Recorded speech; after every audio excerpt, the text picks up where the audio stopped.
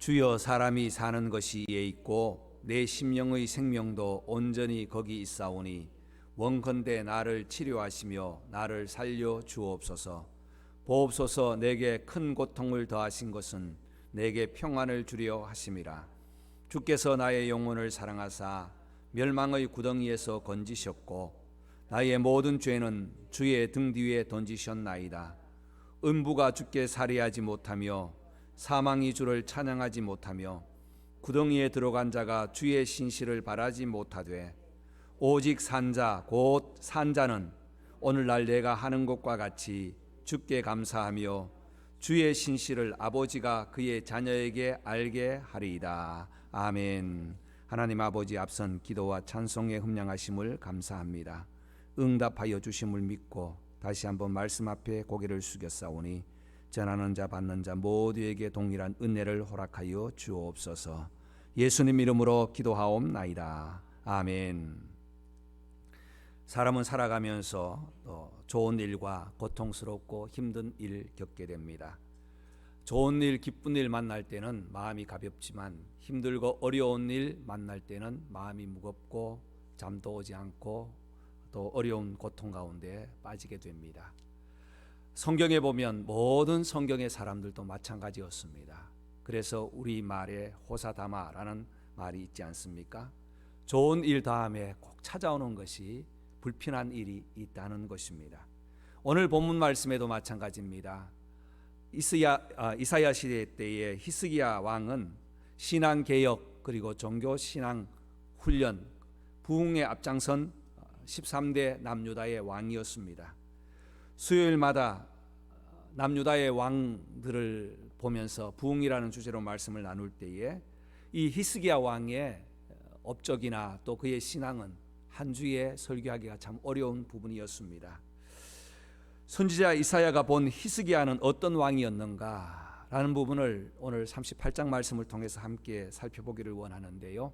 37장에서는 아수르 왕 사네립이 18만 5천이라는 큰 대군을 끌고 남유다 예루살렘을 완전히 포위했을 때에 이 히스기야 왕은 할 수 있는 것이 아무것도 없었습니다. 그래서 하나님 앞에 기도했습니다.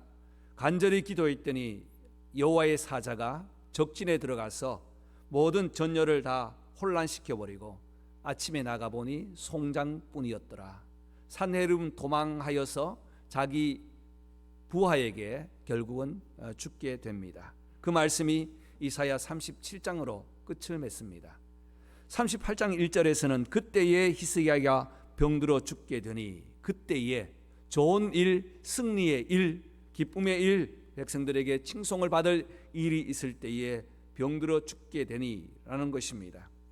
병들어 죽게 된 이 병이 어떤 병인지는 알 수 없지만 21절 말씀에 보면 무화과 한 뭉치를 한 처에 바르라 하는 이사야의 진단을 보아서 어떤 피부암이나 또 피부에 발생된 병명과 같습니다.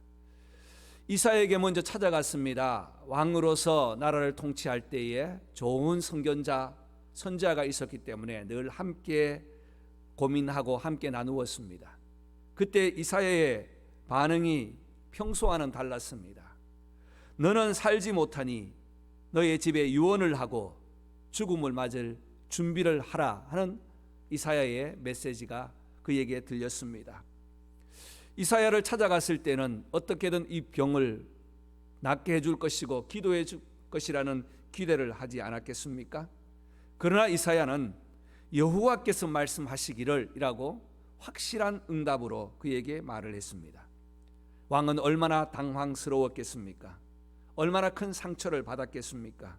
그러나 절망하지 않고 주저앉지 않고 선지자를 원망하지 않고 벽을 향하여 하나님께 기도합니다. 38장 2절입니다. 그의 얼굴을 벽으로 향하여 기도하기를 시작했더라. 그 기도의 내용이 3절부터 시작해서 15절까지 쭉 나오고 16절 말씀에서는 이 기도의 응답을 받고 난 이후에 고백하는 감사 제목들입니다. 그는 왜 얼굴을 향하여 하나님께 기도했을까요? 세상에서는 소망이 없다는 것입니다. 이제 하나님 앞에 기도할 것밖에 없다. 마지막 나의 소망은 하나님밖에 없다는 거예요. 저와 여러분에게도 마지막 소망은 하나님밖에 없음을 고백합니다. 그래서 우리가 오늘 또 이 자리에 나오신 줄 믿습니다. 왜냐하면 하나님은 생명의 주관자이시기 때문입니다. 16절 말씀에 이렇게 나와 있죠. 주여 사람이 사는 것이 이에 있고 내 심령의 생명도 온전히 거기 있사오니 원하건대 나를 치료하시며 나를 살려 주옵소서. 주여 사람이 사는 것이 이에 있고 창조자 되신 우리 주님, 생명의 생명도 온전히 거기 있사오니 주관하시는 우리 하나님, 모든 생명의 창조자이시고 주관자이신 우리 하나님 앞에 기도하는 것만이 살 길이라는 사실을 깨닫게 되었습니다. 그는 기도를 이렇게 합니다. 10절 말씀에 나의 중년에 나의 여생을 마치게 되었습니다. 자기의 현실을 똑바로 관찰하고 파악을 했습니다. 11절 산자의 땅에서 다시 여호와를 뵙지 못하고 죽는다는 것이 웬 말입니까? 죽는 것이 확실하다는 응답을 받았습니다. 14절 말씀 나는 제비같이 학같이 비둘기같이 주저기며 슬피 울며 내 눈이 쇠하도록 주를 앙망하나이다. 14절에 고백합니다. 그러나 주님 나의 중보가 되어 주옵소서라고 기도한 이후에 16절 말씀에 응답을 받게 됩니다. 기도한 이후에 한참 동안 조용하게 침묵했지 않겠습니까? 주의 음성을 듣기 위하여 조용하게 있을 때 마음에 주님의 음성이 들려옵니다. 원하건대 나를 치료하시며 나를 살려 주옵소서라고 기도할 때에 하나님께서는 나의 생명의 주관자이시며 창조자이시라는 사실을 깨닫게 됩니다. 의지할 분은 주님밖에 없습니다. 생명은 하나님 손에 달려있기 때문입니다. 나를 치료하시며 나를 살려 주옵소서, 이 고백이 우리의 날마다의 고백이 되기를 바랍니다. 우리의 마음에 무너졌고 깨어졌던 마음이 있다면, 다쳤던 마음이 있다면, 묶인 마음이 있다면 주님 회복시켜 주옵소서, 살려 주옵소서, 치료하여 주옵소서, 깨끗하고 맑게 씻어 주옵소서. 히스기야의 기도처럼 저와 여러분의 기도가 되기를 주의 이름으로 축복합니다. 우리의 마음에 병든 영혼이 있습니까? 찌들려 있는 마음이 있습니까? 잠자는 영혼이 있습니까? 치료하시며 깨워주시고 고쳐주시는 하나님, 이것이 바로 우리의 신앙생활의 맛입니다. 저와 여러분들도 하나님께 기도함으로 살려주시고 치유하시는 주님의 은혜를 경험하는 저와 여러분 되시기를 바랍니다. 두 번째는 고통에서 평안을 주시는 하나님이시기 때문에 산자의 감사가 고백됩니다. 히스기야는 얼마나 간절했던지 나의 눈이 쇠하도록 주를 앙망한다고 했어요.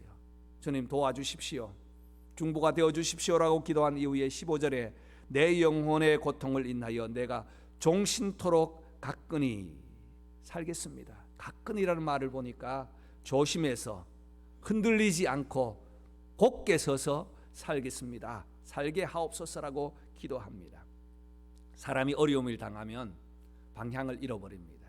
어찌할 바를 몰라서 여기저기 기웃거립니다. 마음이 힘들어집니다. 그때 내 영혼의 고통을 인하여, 내 영혼의 고통 때문에 히스기야 왕도 마찬가지였어요. 우리와 같은 성정을 가진 사람 아닙니까? 아무리 위대한 왕이라 할지라도 이제 왕이 되어서 중반쯤 14년에 일어난 일인데요, 한창 열심히 일을 할 나이인데 죽게 되었으니 얼마나 당황스러웠겠습니까? 그러나 죽을 병이 왔습니다. 선지자를 찾았지만 위로보다 더 큰 상처가 되었습니다. 그러나 위로하실 분은 우리 주님밖에 없다는 사실을 깨닫게 됩니다. 하나님 아버지, 나의 모든 영혼을 주님께서 고쳐주시옵소서라고 기도한 이후에 17절 초반에 보니까 큰 위로가 되는 말씀이 있습니다. 같이 읽을까요? 17절 내게 큰 고통을 더하신 것은 내게 평안을 주려 하심이라. 아멘. 고통의 의미를 깨달았어요. 죽음이라는 그 의미를 깨달았어요. 죽을 병을 가졌다는 그 의미를 깨닫게 되었습니다. 그리고 내게 큰 고통을 더하신 것은 내게 평안을 주려 함이라. 큰 고통을 받은 자는 큰 평안을 누리게 되는 줄 믿습니다. 내 영혼이 주를 사랑하사 멸망의 구덩이에서 건지셨고 구원의 확신을 가지고 있었어요. 내가 지금 죽는다 할지라도 내 영혼은 구원을 받아서 하나님께 드려지고 내 모든 죄는 주의 등 뒤에 던지셨나이다. 얼마나 확실한 은혜입니까? 바로 십자가의 은혜 아니겠습니까? 우리에게도 무거운 짐이 있을 때에, 정말 쓰러지고 주저앉아 버리고 싶은 마음이 있을 때에 우리 주님을 조용히 묵상해 보면 주님께서 마음에 말씀하십니다. 내게 고통을 더한 것은 평안을 주려 함이라. 내게 큰 고통을 더한 것은 큰 평안을 주려 하심이라. 여러분, 십자가의 은혜는 바로 이런 은혜입니다. 우리의 모든 죄는 십자가에 다 던져버리게 하시고 십자가를 지심으로 십자가의 은혜로 우리를 구원하시고 이제 우리에게 주어진 모든 환난과 고통을 통해서 우리에게 더 큰 평안을 주시는 하나님의 계획이 있다는 사실을 깨달을 때에, 무거운 짐 나 홀로 지고 견디다 못해 쓰러질 때 불쌍히 여겨 구원해 주실 그 주님은 오직 은혜의 주님, 오직 예수뿐입니다. 이 주님 앞에 우리의 모든 삶을 드리면서 오늘 히스기야 왕의 고백처럼 내게 아픔을 주신 것은 평안을 주려 하심이라, 이 감사의 기도가 우리에게 있기를 바랍니다. 세 번째, 산자의 감사의 기도 속에는 결단과 축복이 있습니다. 18절 말씀에 이런 말씀이 있어요.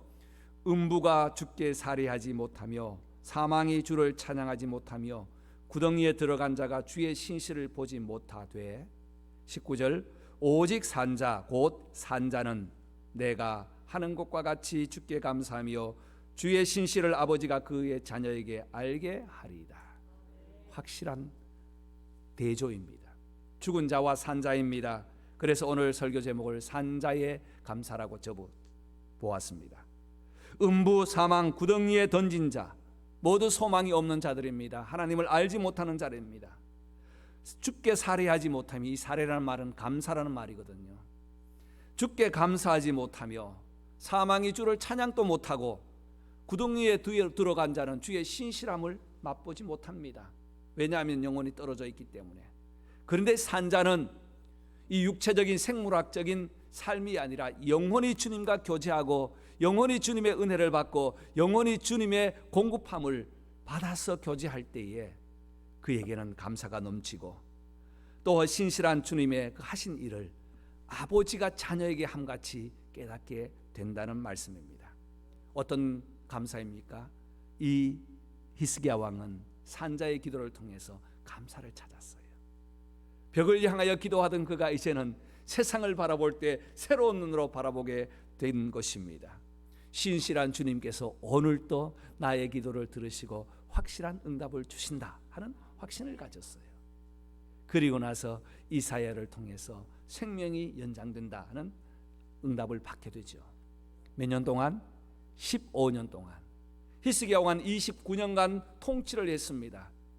그의 삶, 왕으로서의 통치 가운데 있었던 이 고백, 이 아픔, 이 고통이 그의 연장선에서 하나님의 은혜로 왕의 직무를 감당하게 되었습니다. 사랑하는 성도 여러분, 저와 여러분의 인생에도 때로는 고통이 있습니다. 아픔이 있습니다. 병이 있습니다. 이때 우리는 주님을 바라보기를 원합니다. 주님께서 우리에게 고통을 더하신 것은 평안을 주려 하심입니다. 그리고 이 히스기야는 이제부터 덤으로 사는 삶을 살았다고 볼 수 있겠죠. 저와 여러분도 마찬가지예요.